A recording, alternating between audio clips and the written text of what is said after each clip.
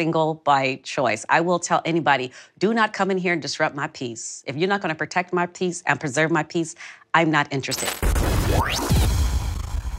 I am open to the idea, but it just has to be right. Sociologist Chris Marsh is the author of the new book, The Love Jones Cohort, Single and Living Alone in the Black Middle Class. It's funny you say that because I never forget, I think it was my senior year of high school, and my father encouraged me to stay loyal to my career because it'll be more loyal to you than any man. But my mom was on the other side and said, but a career can't keep you warm at night. Like, yes, a career cannot keep you warm at night, but you got a whole bunch of like heated blankets and stuff that you made a video that went viral recently about how women are prioritizing peace over low-grade, low-effort relationships with men. And the number one comment that I got from men was, well, fine, if you can live without us, we're just not going to protect you anymore. So first of all, who exactly are you protecting us from? Is it Sarah that we're afraid is going to break into our home and assault us? Or is it men?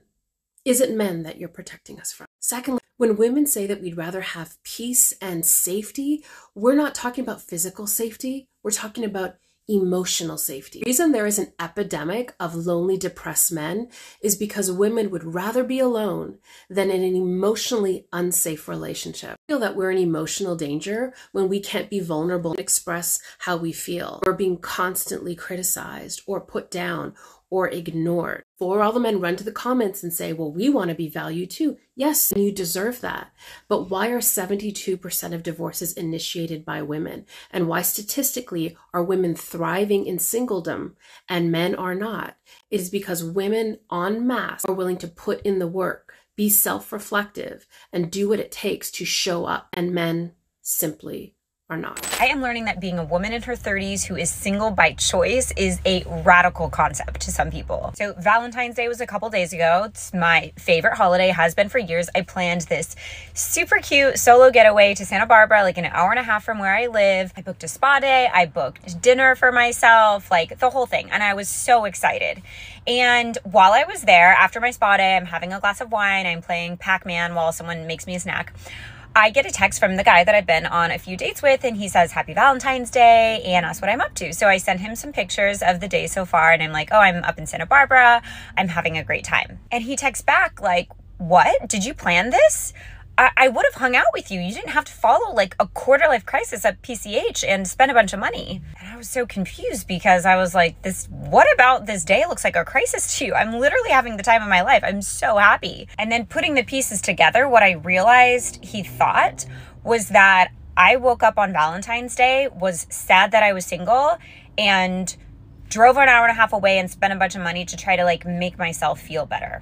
And the fact that that was his assumption of my day instead of this thing that I was doing for myself that I had planned weeks ago that I was excited about, I was just like, I was blown away. I mean, patriarchy. Let me just respond to this on behalf of all the 40-plus-year-old single women who are single by choice, not because they can't find a man. We are not leftovers. We have made a beautiful life for ourselves. A lot of us are very independent, successful, able to completely financially sustain not only ourselves, but our beautiful families. The pool of men who are secure enough in their own identity that they are not threatened by women like that is about this big. So when we are single, it's because we have been dealing with men who are so insecure that they are threatened and they try to knock us down to make themselves feel better, and we don't have time for that. We have such a beautiful life full of incredible, incredible things that we have worked our ass off to enjoy. We have probably dealt with a lot of man-childs who can't take a strong woman who doesn't need them, but just wants to be with them. Men have a tendency to want to fill the provider role. And when a woman is financially independent, emotionally able to be okay and feels whole without a man, they don't know what to do. But I'm going to tell you what to do. Be their best friend, okay? Make them laugh, comfort them, support them as they're pursuing your dreams, and I guarantee you, she will do the same in return.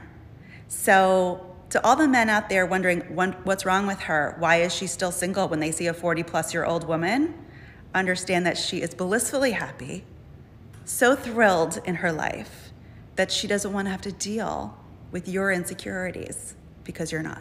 Y'all remember Darius Jackson, the content creator who got exposed for cheating on his wife like a year ago, maybe 2 years ago? I don't remember. He made a video which I unfortunately found myself agreeing with. So instead of stitching it and giving him any more attention because he truly irks me, I'm going to just have to make a video about it myself. In the video, he was saying that a lot of times when a woman is single for a long time, men or sometimes even other women will look at her like there's something wrong with her, when a lot of times that woman is just very smart. And he's 100% right.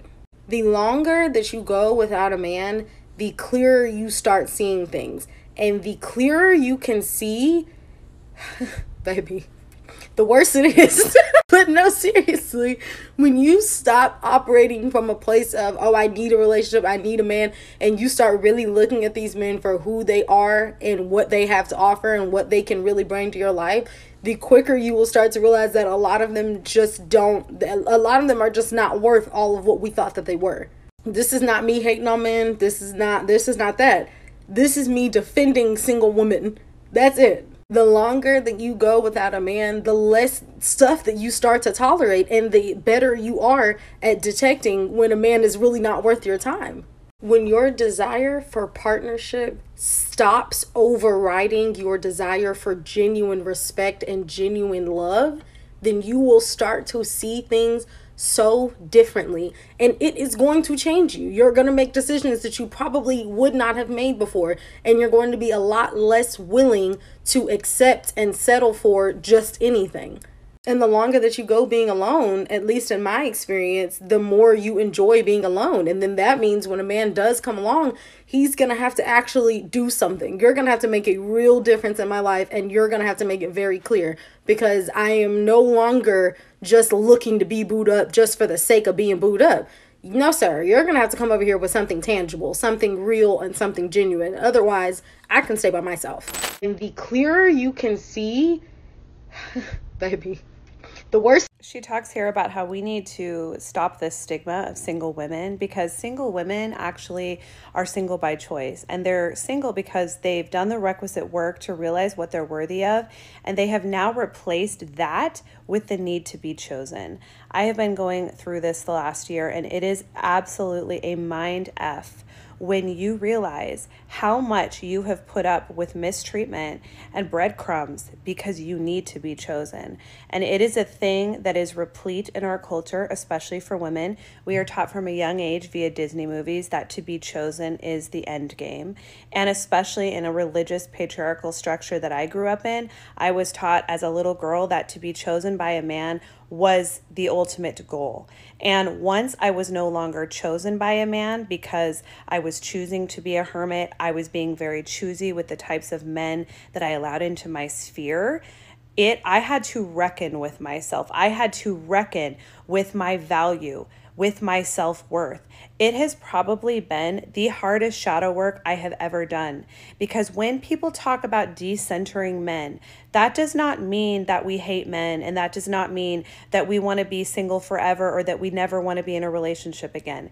It simply means that self-love is always honoring ourselves and never abandoning ourselves.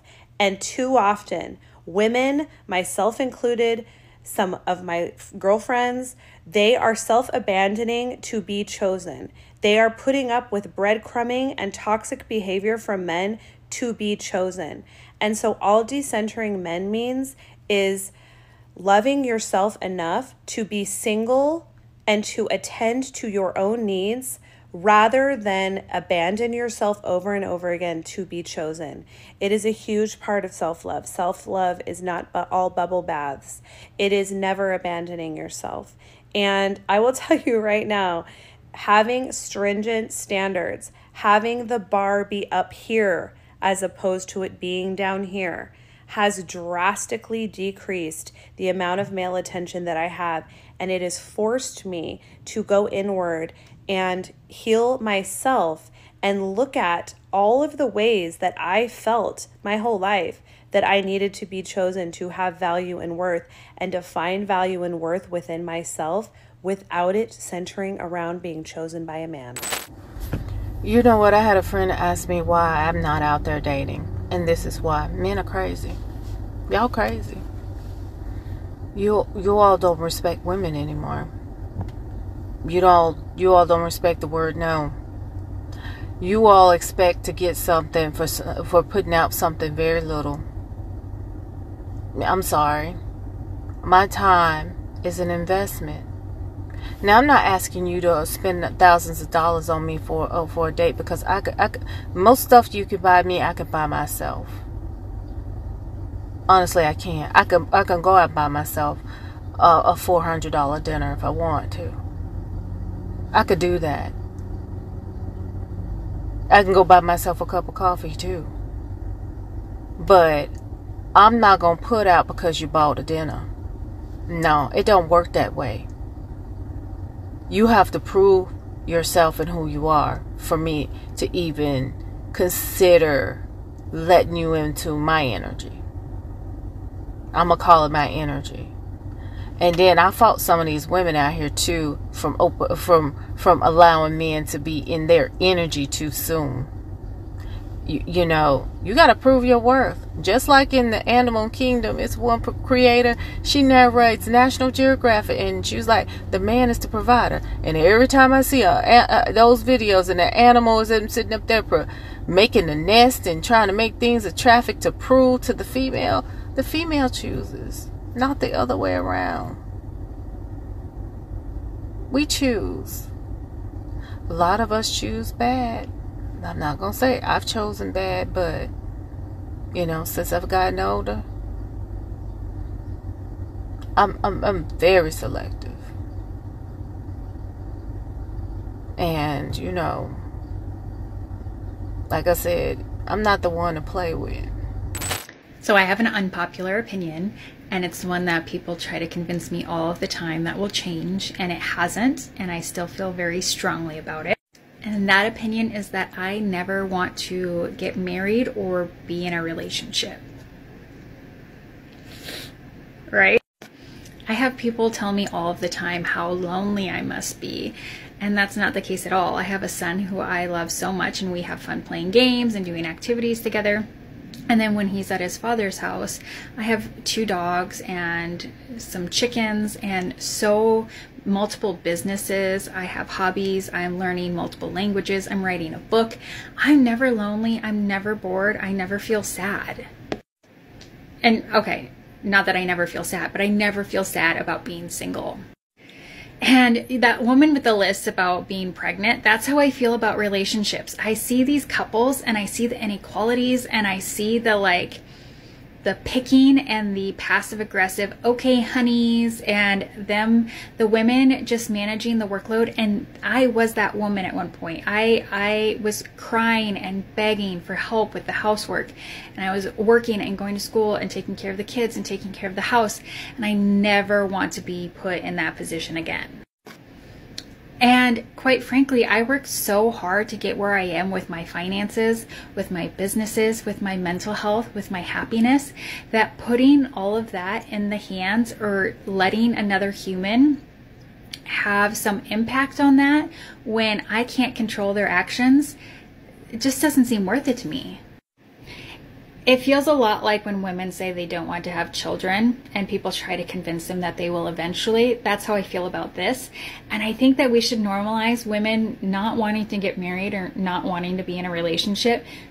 We should why does anyone else care if I'm married or not? Why does that impact? Why does it matter? I don't understand why people seem so determined to convince me why I should want to be married or be in a relationship too. I had this lovely neighbor who I really enjoy, but she was trying to convince me that I should date a friend of mine, and we are not at all well suited for each other. And she was telling me about how marriage is about compromising and choosing your battles. And I explained to her, I don't have any battles and I don't have to compromise. So why would I want to do that? And she just could not understand why I didn't get it. And she said, well, we just, watch our TVs in our separate rooms. but you know, he's a pain in my ass, but I love him. And I just thought, that doesn't sound enjoyable at all. So if you're a woman who agrees that they don't want to get married and they don't want to date and they don't want to be in relationships because being single is really great, I wish that we could normalize this for women. I wish women could know that they are not less than if they are single. I wish that women knew that they could be single and it doesn't have to be lonely if you do it right. I take a book and take myself out for fancy meals all of the time and just like have the best time. I take myself on solo trips. I go solo camping. You know, I do all of these things on my own and I make it fun because it is fun. And I never feel sorry or bad for myself because why would I? I am like living my dream. So to sum that up, my unpopular opinion is that it can be cool to be completely single and be single by choice. And I think that more people should explore that option because it's pretty great. Fellas, I don't know if you are intentionally or subconsciously being confused by what we mean when we say we would rather stay single, but it's not because we don't want a relationship. It's not because we don't want companionship, partnership. The problem is, why would we get into a relationship specifically with a man when it does not improve the conditions of our lives or at the very least maintain the status of life that I currently provide to myself? Why? So if I'm financially stable, emotionally stable, if I go to therapy, if I have taken the time to build a genuine connection with people around me, a community, why would I want a relationship with a man who has not even taken steps to improve his own life, but want to be in a relationship with me? Why?